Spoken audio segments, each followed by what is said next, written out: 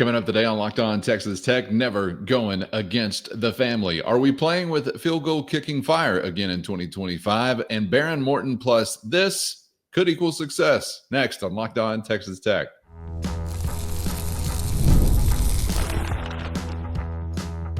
You are Locked On Texas Tech, your daily podcast on the Texas Tech Red Raiders. Part of the Locked On Podcast Network, your team every day. Great to be with you again on Locked On Texas Tech on the Locked On Podcast Network, your team every day, always free and available on YouTube or anywhere you get podcasts. And thanks as always for making us your first listen. With the only Chris Level, I'm Casey Cowan. Today's episode brought to you by Monarch Money. Take control of your finances with Monarch Money and use our code LOCKEDONCollege at monarchmoney.com for 50% off your first year. Chris, great to be back with you once again as we are hitting the downhill slope toward weekend number one, Red Raider football of the 2025 variety, and a couple of things to touch on today's episode. We're going to get into something else to add to the list of noticeable and I hope beneficial differences for number two, Baron Morton rolling into the fall. Practice plus your QB equals better chance at success. Table that equation for now. We'll get back to it in just a moment. Also want to get to some things of a special variety. Kenny Perry meeting with assembled members of the media this week, and a couple interesting situations playing out actually within his group, whether we're talking about the kickers or we're talking about those who are returning said kicks, possibly some punt return considerations as well, impacted by news elsewhere that the running back room. We'll get to that in just a moment. Somebody also bringing up the 85 Bears. If you're doing it, it must be serious. Who and why? In just a minute. But let's kick off our conversation, Chris, getting back actually to something we talked about to lead the week, and that was fighting the week one sloppiness that we know can set in really for any football team when you're rolling it out for the first time. And it seems like while we're sort of discussing that on our show is, generally a good idea, you're picking up on something around the facility and around the team that seems to be a bit more of, I don't know, an identity, because they're talk about these such things, self-inflicted wounds, penalties, whatever it may be, miscues that are on you being described as crimes against the family. And we know you never go against the family. Sounds like this is a point of emphasis. Yeah, what was the what's the line in Godfather? You can do whatever you want, you just can never go against the family. Isn't that kind of the standard line? Vito Corleone or somebody like that. This is you never go against the family. And you're I just need a pocket square and a watch with a chain hanging off of it and a pistola and a fancy hat right there and a trench coat. And I feel like I would have delivered that line so much better. It's pretty clear. I think this is a good sign for your team in that a lot of the players talked to the media yesterday, and they are echoing the words of their head coach. And this is a good thing because it's pretty clear some of these guys aren't coming up with this on their own. But you start to hear we're really focusing on playing a clean game and being on point with some of the things that nobody will notice. It's like a wedding, right? The bride and the mom of the bride may be the only people at a wedding that know when something goes wrong, but in their brain it's like red flashing lights, everybody's panicking, whatever, and really nobody knew that detail was missed or that flower is set in the wrong spot, whatever. Personal trauma? No, just hypothetical. Hypothetical. But like in a football game, when somebody gets dinged up or you make a substitution, well, it may not just be a normal defensive substitution. Like, hey, we're taking you out. So now, when whatever special teams unit or units that player is on, does that person that is now subbed in, are they aware that? Okay, now, there's just a lot of moving parts, butterfly effect, right? And so there's just things that are going to go on Saturday night. But I think what Joey is really, and you want your guys to be on point, locked in, paying attention, not looking around and looking at tortillas or drones or, rain clouds, whatever. But the part that I think, because I think a fair question to ask, other than a win, what do you want to see? What's a success on Saturday night? Win, that's an obvious. I think to a man, a lot of them, it's man, we want to clean a lot of this stuff up that we can control. I mean, you've had players score touchdowns and maybe dunk it over the goalpost. You've had players execute a fake field goal and then pull their shirt up, and it's like, I got a message written on the old shirt here. You've had expressing their happiness and they're using their platform, right? And I think Joey has really pounded into this very old, mature team. Like, we are not going to be a bunch of knuckleheads out here. Nobody on this team is worth 15 yards. I don't care who you are.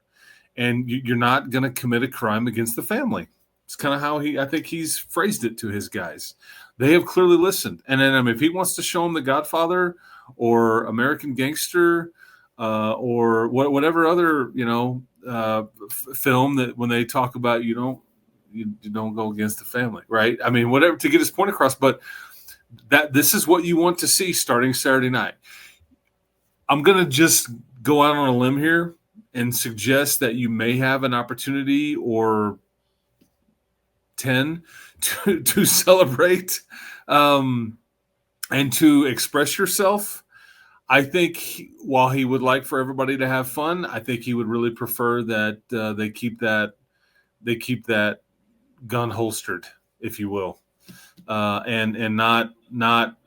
But this also goes with pre-snap penalties. This goes with just not paying attention or being where your feet are. It's the whole clean part. Control the things that you can, just simply because are you locked in and paying attention, or are you already worried about what you're going to be doing after the game? Are you already worried about next weekend's opponent or whatever?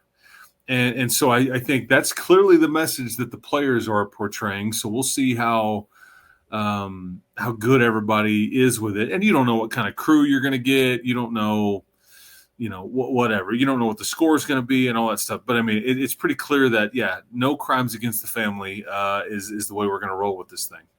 Well, there are probably a couple of exceptions that I can recall out there, here or there, teams that were talented enough to overcome troubles in a penalty column, in addition to other maybe more intangible kind of unforced errors and things like that, but few and far between. You've got to expand your margin for error by really taking care of those small things and being clean in those areas if you're not going to be the most talented team every Saturday. And we all hope the talent has been upgraded, but shocker, lean in, listen closely. I don't think you're just going to out-talent everybody all the way through by any stretch of the imagination. So it's just another one of those little things you want to take care of that turns into a big thing. I don't know if I feel like there's been a consistent identity established in that area in the McGuire era, in that I don't feel like his teams have necessarily been sloppy or clean. I kind of feel like there's been, I don't know, maybe an ebb and flow.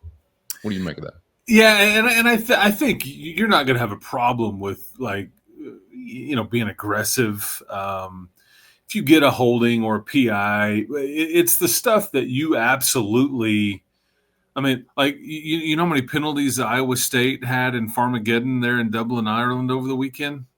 The winning team, mind you. You know how many teams or penalties they committed? Tell me. 1. Yep. Yeah.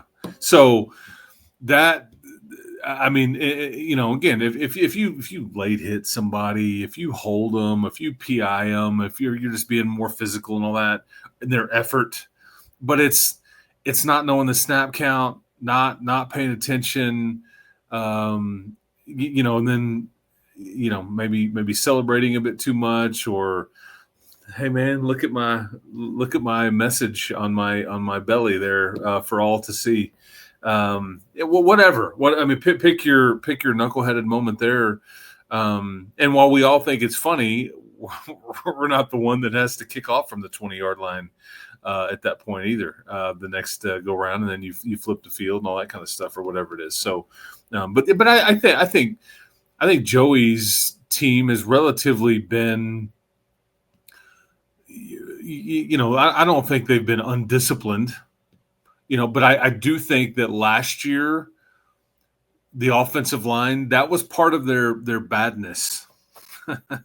is the pre-snap stuff. I think it drove the head coach and the offensive line coach and the offensive coordinator crazy, because they just it kind of happened in August a bit, and then they just kind of kept having some of those issues where they just couldn't, just kind of coming out of your stance a bit too early, or just not, the meshing and the gelling and all that. And again, those are absolutely correctable, and they're just focus. So anyway, we'll see if a lot of that is better. But yeah, no crimes against the family, man. I mean, we're all one big family here, and people, it's an honor to be in your ears. We would commit no crimes against you on a daily basis. So we're keeping it all in the family when we're not going to act angry or commit felonies against one another. That's a promise that I hope we can live up to. Chris, to continue with these mafioso analogies, did the worst offenders among the O-line group, do they now sleep with the fishes, or are any of them still hanging around, as in Davion Carter, Sheridan Wilson? I'm trying to remember. Porsche, for some reason, stands out to me, but maybe I'm just giving him a bad rap. I mean, I think the left side of your line was a problem. I can't. Davion may have had an issue or two. I don't want to say that he was just. Yeah, I don't have the numbers in front of me. And Sheridan, I don't remember, but I do. I think Porsche is a fairly accurate portrayal. And again, it's not personal. It's just like, hey, man, what? Yeah, that's right. So. And we'll just, again, we'll see. It's that's kind of been largely the theme of your offseason, though, with what you've done in the transfer class. Is we have tried to do everything we could within our control. And I think Joey is large in part basically saying these are all things that we can do something about. It doesn't matter if the official is bad, an idiot, if the other team is really good or terrible or whatever. These are all mistakes that this is just pulling the old pistol out and popping you right in your foot. I mean, like you're all self-inflicted, and we can fix a lot of this. So I just like it when I hear a coach preach it, and then you start to hear the players preach it, because that means they're really listening and engaged to what they're being taught and preached to about, and it's starting to take, it sounds like. Now again, it's different though when it's all about the actions, and so all this could be just talk, and then on Saturday night it's like we're getting dunks over the goalpost, and maybe somebody will do a 360, to which I'll go, that was awesome, until you see the flag fly out, and then you'll go, well, hey. if those are the so-called fouls in touchdown celebration, I may learn to live with them. That's different than personal foul after the whistle, pre-snap, whatever. We may make it. Look, trade 6 points for 15 yards. I'm at least willing to hear it. Okay, I might be able to be persuaded. I'll just say that. Chris, let's get to the legs, and before we look ahead, let's remind everybody where we've come from.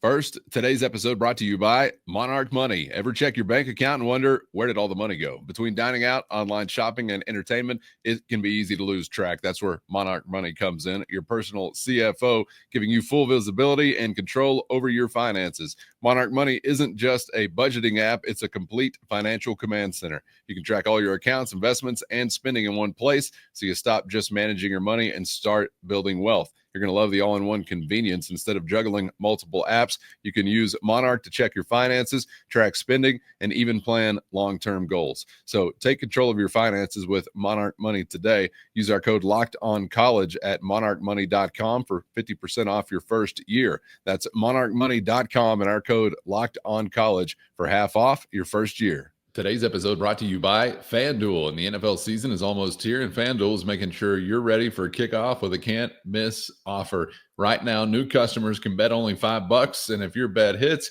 you're going to get $300 in bonus bets to use anywhere, all across the app. And, of course, the FanDuel app, by far the quickest and easiest way to add electricity to your NFL Sunday. Ready to play? Download the FanDuel app now by visiting FanDuel.com to get started. That's FanDuel.com to place your first $5 bet at FanDuel.com.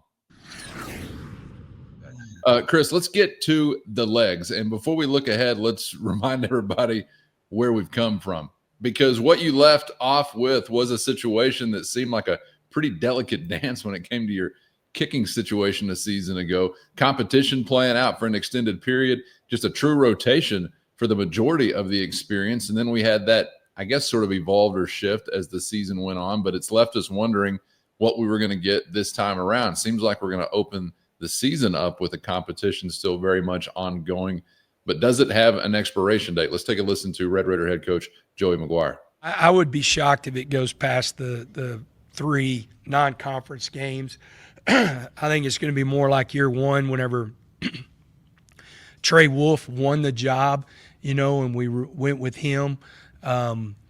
It's honestly, Stone Arrington has, competed at a really high level. He has been another big surprise.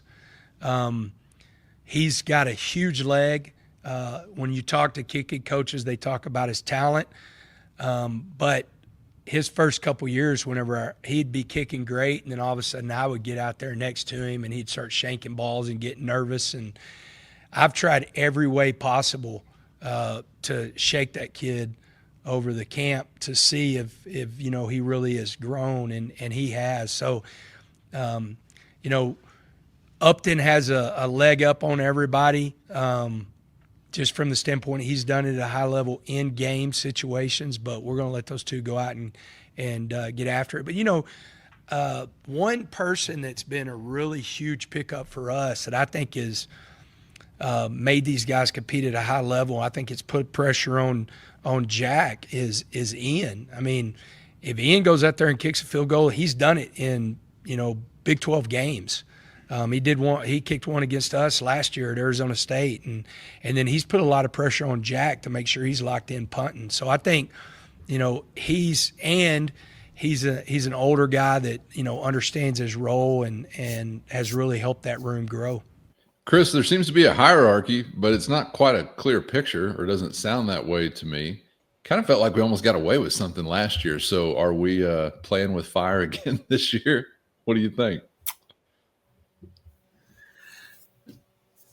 Yeah, I think I wish that you just had a guy, and I think Upton Bellenfant is probably going to be that guy. I think that Stone Harrington is going to be your kickoff guy, and I think Jack Burgess will be your punter. However, I think that they've got what they wanted in that they have Stone Harrington. He stepped up. I think he's kind of, because the book on him was always like, it's kind of like Eddie Calvin LaLouche, like there was it in like I don't know where it's going, man. I really don't. I mean, like he just crazy arm, like he's just throwing it like 98 miles an hour, but it may hit the backstop, it may and then your catcher Crash Davis steps up and is like, hey man, I wouldn't dig in there if I was you. I really don't know where it's going. And he's like, come on. He's like, no, I really don't. I have no idea. Harrington he's got a hammer for a leg. I just think that at times, accuracy a bit of an issue, and let's say, but it sounds. I mean, you hear the head coach basically saying, we've tried to rattle him, but maybe it sounds like he's grown up a bit, and so I think he's going to get some opportunities here. I don't think this is what they want, is like an alternate deal, but I also think that you don't want to not give a kid a chance if he's earned the right to have that chance. And so at some point they'll have to, but what if it's even and you're going to Salt Lake City? I don't know, because I just remember I mean, what was it, the Cincinnati game? And like you were rotating around last year, and it was a pretty close game. And it's like, okay, so you're really going to let and like, okay, yeah. I mean, you know, it's just everybody's just buckled up, and we're going, okay, this kicking competition continues. I just thought to myself, like, somebody call it. I mean, just give me something. But they don't. We're probably talking about it way more than is internally. I think it's fairly normal. It's just like, you know, in those veins. But what's weird too about your kickers, you've got 3 juniors. I mean, you could theoretically have all 3 of these guys back again next year, and they would all be seniors. So, you know, talking about Hershey and Belenfant and then Harrington. So I guess we could, you know, kick competition all the way through the end of the 26 football season, I guess, if we really wanted to. But I mean, the psyche of the kicker weighs in so heavily with that part of the game, and they're always in such crucial moments. So it really just between the years is hugely impactful and important. We've seen it many, many times. And I think that's why it's so interesting when you get into a true rotation. You're describing a situation like that in the Cincinnati game or other tight situations. I think I remember another where I don't know if we saw a miss or something like that, but we saw a guy take 2 attempts in a row. And then it was like, oh, now what does that mean for this delicate dance, you know, as far as the rotation for the next guy? So you definitely want one. I do think it's interesting that, like I said, it seems like there's a hierarchy. Belenfant's name has to be mentioned first, but there's no like running away with this yet as we're concluding fall camp. So I'm we'll just go on for a little longer. Yeah, and a couple things. Kenny does a really good job of not coaching those kids like kickers. There's a lot of coaches, man. They just like, what do you mean by thing, that? man. Yeah, do your thing, man. I'll call you when I need you. I'm not going to really talk to you. Run out there. I'm not going to mess with your form. Just bring your tea and make sure you got the holder, and y'all just go do your thing and go on the other field. In fact, there's 2 fields way over there. Just go out there, right? It's out of sight, out of mind. Kenny very much tries to engage them, toughen them up, treat them like a member of the team. Like, I mean, they're doing all kinds of things, and I think that's probably good for them, especially when you're talking about competitions. And so, like, oh, are you going to be okay? Are you going to be able to handle this? Like your fragile psyche that somebody may rotate and not, right? I mean, so, but I will make this statement. And not that something has gone terribly wrong. However, if Belenfant is not your place kicker regularly, if Burgess isn't your punter and Harrington is not your kickoff guy, there's been a minor upset here. Yeah. This, not that it's all gone wrong. Oh, what did we do? No, I just there's been a minor upset with those. That's how I would say that's how you're going to sort it out, or it's going to get sorted out. That's what it'll look like. But we may see, but you're protected. This is Ian Hershey is Mitch Griffiths. The guys kicked a field goal in Jones AT&T before, and he did it for the Big 12 champs last year at Arizona State. So you're covered, and he also can back up as a punter, and so you're protected. But that's how I think it will ultimately end up. So we'll see. We know, guaranteed, you're going to be in many tight situations once again. So it's going to be a position factors in prominently once again in Lubbock, and I'm sure many other locales in the Big 12. So hopefully we'll have some similar luck, because even though you were in that delicate kind of state, I think overall your year was pretty successful. I mean, you navigated it fairly well, I think, at least as far as I recall. I hope I'm not missing a car crash somewhere. I'm sure somebody will remind me. Let's stick with the kicking game, Chris, for just a second before we move on and wrap up with Baron Morton. Maybe being able to practice this time around sounds like a great thing, because I'm interested in the guys that are bringing it back. This situation seems to have, evolved or shifted a little bit in light of the Quentin Joyner injury, how that's impacted the running backs room, where we did find some guys involved in the return game. Jacoby Williams, Micah Hudson to figure in prominently now. I'll allow Red Raider head coach Joey McGuire to explain a little further. Quentin's out for the year, Joyner, and that brings in that running back room. I know Kenny talked about it a little bit, that we kind of shake up a little special teams. Micah was number 2 behind Jacoby, but with that shake up, we're going to give Micah the start there, and he'll do a great job for us. Chris, could this be the soonest, maybe most consistent chance we see for Micah Hudson to make an impact? First, today's episode brought to you by Supply House. And when the whistle blows on a new repair, you can get your crew moving forward with Supply House. Order today and see parts on your doorstep tomorrow. Over 280,000 plumbing, HVAC, and electrical items from the most trusted brands in the business. Supply House's real-time inventory and honest lead times keep you from punting any projects, while their industry-leading customer service always has your blind side covered. Needing parts fast for a project? Supply House has next day delivery, and that's a game changer. And their Trademaster perks like priority shipping and dedicated support make any process smoother. Join the free Trademaster program today and score serious perks like priority shipping, lower prices, and a dedicated support line. And visit supplyhouse.com to sign up for free and use our promo code SHCollege5 for 5% off your first order. That's SHCollege5 at supplyhouse.com for 5% off your first order. Real people, real service at supplyhouse.com.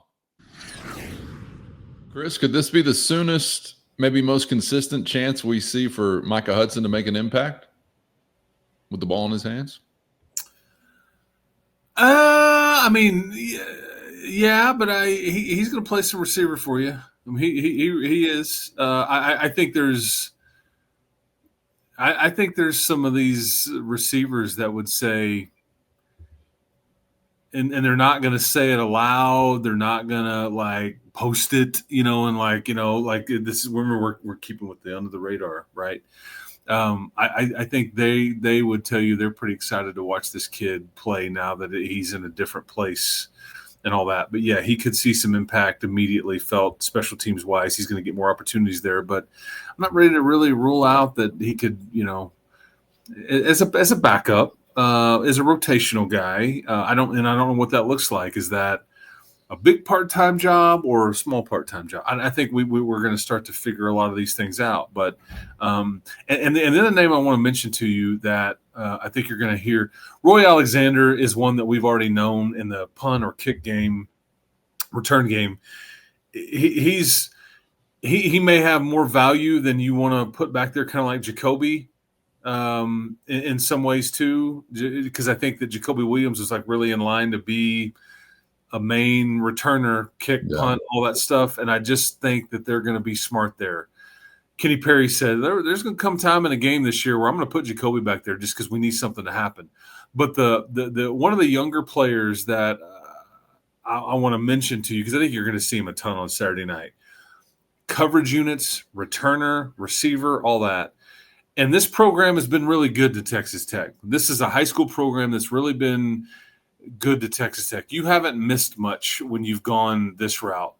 But Tristan Gentry is a name that I want everybody to remember.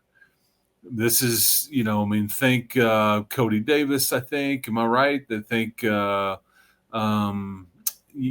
Aiken. So Tristan Gentry is going to be the next in line of just a really good, really good player. I think he's quick. I think he's sure-handed. I think he does everything right. So I just know he's going to, I think because Jacoby may come out of the return game in a lot of ways, and Micah may get more. Now Tristan Gentry is now going to get inserted a bit more into this equation as well. And you'll see them rotate various guys in some of these spots, trying to figure out what they like and don't like there as we go along here. Man, a situation where you can really flip a game and obviously give yourself an advantage where few others find it if you can make a dent in the return game. And I'm excited to see some of these guys with an opportunity to work. I mean, especially Micah Hudson for obvious reasons, hoping there's still lightning left in that bottle just when he gets the ball in his hands, and we'll love to see him get an opportunity to make something special happen. Definitely figuring in, of course, from a receiving standpoint that we'll see some run, but I just don't know what to expect out of that group or where he fits in. So maybe from a kick return standpoint, we see some flashes of that lightning. Maybe the earliest, I don't know, but sounds like he'll get some opportunities clearly on Saturday, assuming a point is allowed. There will be an opening kickoff of both halves. We know that, so maybe we'll see him factor in there. Chris, before we get out of here. And tortillas will fly. That's correct. An appropriate amount of times, whatever that means. You mentioned on the – yeah, that's right. You mentioned the word kickoff, and I automatically think – I think Kenny Perry was like, I think some people are going to throw 2 or 3 of them, at the same time. I'm like, yeah, you're probably right, Coach. I think some people might have an extra beer to get amped up for this thing this time around. I don't know. Wild idea. Chris, something else that seemed to be a point of emphasis just conversationally among teammates, coaches, etc., and probably is not being discussed enough, not only going through last year, but now getting ready for this one among Texas Tech fans, is something that's different for Behren Morton, the quarterback, from last season to this season. We actually just heard on a previous episode from Coach McGuire about what he felt like he was seeing that was maybe different. Like, does this look this way? Does this look that way? As he's feeling a little bit better rolling into this year than some years gone by. But there's another component that I really don't even think we've mentioned in a good long while, if at all. He is set to practice. We do intend for him to involve himself in team practices this year. Can you imagine what that might produce for a quarterback if Monday through Friday you're a participant? What a novel idea and a big change. Yeah, he, and Kenny Perry was asked about, trying to remember like what led him to this, but it was, I'll tell you exactly what it was. Kenny Perry would sit up in the last couple of years and he would talk about the confidence that Taj Brooks would give this entire team. Like he was just a guy and all these things. And so I think it was posed, Coach, who do you see giving the team that kind of thing this year? And he really quickly just said Behren Morton. He leaves his door open to his house all the time. Guys go hang. I think that he's and he kind of was just explaining, man, he's looked really good and all those things. And he said something like, which we've known and we've kind of covered, but it's worth reminding people. It's like, I just don't think people – Kenny was like, well, I just don't think people realize what he's been through the last couple of years. Guys, he wasn't practicing. He was playing game to game with nothing in between. And could he tell you how far he could throw the ball before the game? No, he couldn't. He didn't know this is 2 years ago, like what his shoulder would do. And there were several times where I think they called some of those passes. I remember one in particular. Now, you hammered these guys that day. I think it was just a very underthrown deep ball in Waco. It was one of the only really bad plays you had that whole game because you just ran over them and you did some other things via the passing game. But he just went back to throw it, and it just wasn't there. And as a play caller, how do you design what you're going to try to attack and what you're doing? Anyway, long story short, we fast forwarded through all of that, and it was better last year, but he's now fully healthy. And I think what his teammates are saying is, well, and even in the spring he missed practice, but now he's able to practice and he's out there with us and he's the energy guy. You could just tell that he feels better about himself. He's in the weight room now, which he was not allowed to be in before or wasn't allowed to lift because of an issue with his shoulder. So I just think all of that has led to him being in a better mental space, and it's led to confidence because I think he's enjoying where he's at because he feels good, and I think everybody could be the beneficiary. So I'm certainly here for it, but I just this has a chance to be a really good story. I think if he can take you to the promised land here because he's a homegrown kid and all that. So we'll see what we get starting this Saturday night. Yeah, it'll just be such a refreshing change if week to week you're not kind of engaged in some mystery as to the percentage of Behren Morton's health. I mean, I hope. Yeah. I know it improved to a degree last year, but it's just kind of been this running thing for years on years now, and nobody knows it better than him, I'm sure. So it'd be great aside from normal wear and tear, which obviously will be a part of any season, but would be great to kind of put that conversation to the side rolling through this fall. We'll see. All right, Chris, an offensive line that's improved should aid in that effort, and we'll circle back to some thoughts on, of course, that group before the week is up and some other points of emphasis as we're getting ready for kickoff Saturday night. So looking forward to being back with you once again, and enjoyed it as always, and we'll see you for the next one. Do we want to? You got it on the screen, so I don't want to get accused of us not covering it. Do we cover the Bears part of this thing? Yeah, I was going to get out of here without mentioning it, actually, which is something that was the most jarring thing said this week. Okay. Do we want to tell me about what you heard and what reference was made? Because this is as serious of a football reference as can be made. I 1,000%. Like, I was like, whoa.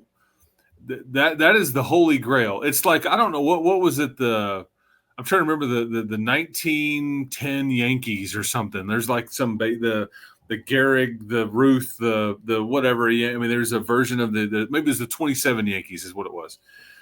But like 85 Bears, when I hear that, I think